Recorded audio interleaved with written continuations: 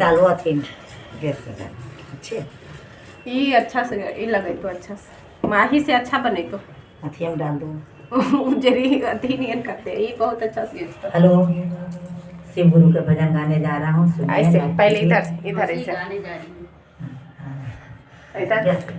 गुरु के भजन गाने जा रही हूँ। अच्छा लगेगा तो लाइक कीजिए शेयर कीजिए। अरे शिवा गुरु जी हमारा राजी देलन माया के बाजारिया। शिवा गुरु जी हमारा राजी देलन माया के बाजारिया। माया के बाजारिया हो माया के बाजारिया।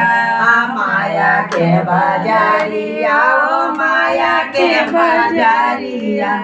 भोले बाबा जी हमारा राजी देलन माया के बाजारिया। गुरु बाबा जी हमारा राजी देलन माया के बाजारिया। माया के बाजारिया वो माया के बाजारिया। माया के बाजारिया हो माया के बाजारिया। शिवा गुरु जी हमारा राजी देलन माया के बाजारिया। माया के बाजारिया में पुइया बहुत है। माया के बाजारिया में पुइया बहुत है। अरे पानिया पिए नशा राजी देलन माया के बाजारिया। पानिया पिए नशा राजी देलन माया के बाजारिया। शिवा गुरु जी हमारा राजी देलन माया के बाजारिया। बोले बाबा जी हमारा राजी देलन माया के बाजारिया। माया के बाजारिया में बागिया बहुत है। माया के बाजारिया में बागिया बहुत है।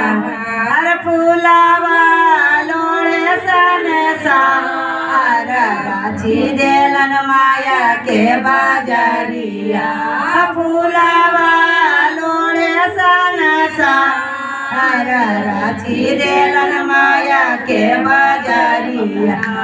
शिवा गुरु जी हमारा राजी देलन माया के बाजारिया। माया के बाजारिया में मंदिर बहुत है। माया के बाजारिया में मंदिर बहुत है। हर पूजावा करे सन राजी देलन माया के बाजारिया। पूजावा करे सन राजी देलन माया के बाजारिया। शिवा गुरु जी हमारा राजी देलन माया के बाजारिया। बोले बाबा जी हमारा राजी देलन माया के बाजारिया में सीसिया बहुत है। माया के बाजारिया में सीसिया बहुत। हर चार चाकर सन राजी देलन माया के बाजारिया। चार चाकर सन